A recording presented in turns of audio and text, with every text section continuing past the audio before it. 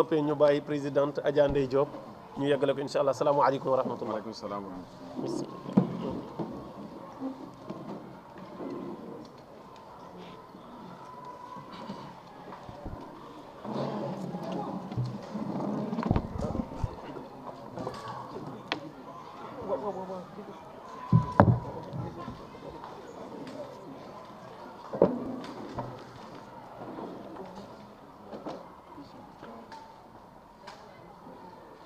Salam alaikum wa rahmatullah.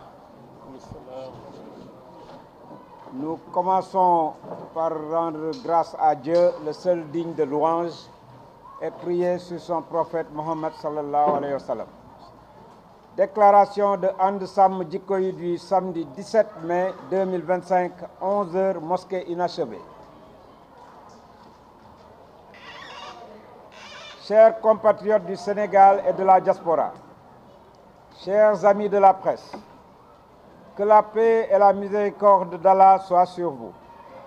Aujourd'hui, And Sam Jikko Yi se tient à nouveau devant vous pour vous informer et vous éclairer sur l'avancement des activités que notre collectif s'est donné la noble mission de mener à bien pour le compte du peuple sénégalais.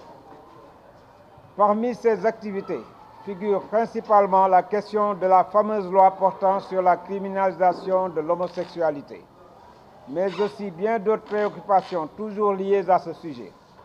Ce sont toutes ces raisons qui fondent aujourd'hui notre décision de vous adresser notre communication. Mesdames et messieurs, un bref rappel s'impose. Le vendredi 24 mai 2024, notre émissaire, M. Mohamed Ndiaye, déposait simultanément à la présidence et à la primature une correspondance accompagnée d'un mémorandum reflétant les aspirations profondes et légitimes du peuple sénégalais. Dans cette missive, And Sam Jikko Yi exprimait son indignation face au discours de M. Mélenchon à l'université Cheikh Anta Diop, discours qui, rappelons-le, avait suscité une vive polémique. De plus, à l'occasion des élections, nous avons soumis ce même mémorandum à toutes les formations en lice et à tous les candidats, réitérant chaque fois l'espoir ardent du peuple de voir adopter le vœu de criminaliser ce que nous considérons comme une abomination. Toujours dans cette même démarche, le 25 mai 2024, nous étions à nouveau devant la presse pour réaffirmer notre position. Ainsi, sans relâche, avant, pendant et après les élections présidentielles et législatives, jamais, à aucun moment, comme en attestent ces faits, nous n'avons baissé la garde, malgré l'instabilité sociale qui paralysait le pays et encore moins un collectif ou une quelconque association. L'argument massu était lorsque nous détiendrons le pouvoir, lorsque nous serons majoritaires à l'Assemblée. Après les législatives du 17 novembre et l'installation de l'Assemblée, le 5 décembre, And Sam Jikko Yi, dès le 13 janvier, a saisi le président de la République et le Premier ministre d'une demande d'audience afin de concrétiser enfin les interpellations récurrentes du peuple. Le régime déchu, accusant le collectif de sa débâcle, n'a reculé devant aucune méthode de discrédit et de calomnie à notre égard, attisant la pression et essayant par tous les moyens de mettre en difficulté le collectif et de manipuler l'opinion publique. Nous sommes restés droits dans nos bottes. À aucun moment, nous ne nous sommes laissés distraire ou dicter notre conduite. Insensibles à l'influence, indifférents à la pression, fidèles à notre credo, la responsabilité. Le temps de l'État, mesdames et messieurs, peut ne pas être celui du simple citoyen. Ce n'est que le 19 février dernier que M. El Malick Ndiaye, président de l'Assemblée nationale, a reçu And Sam Jikko Yi. Le 24 février suivant, nous étions devant la presse pour rendre compte de cette audience. Depuis lors, nous attendons du pouvoir un projet de loi. Et faute de cela, nous avons engagé des pourparlers avec les députés solidaires de l'attente et de l'espoir du peuple pour l'introduction d'une proposition de loi dans les plus brefs délais. Beaucoup de députés, qu'ils soient du pouvoir, de l'opposition ou non alignés, sont sensibles à notre cause.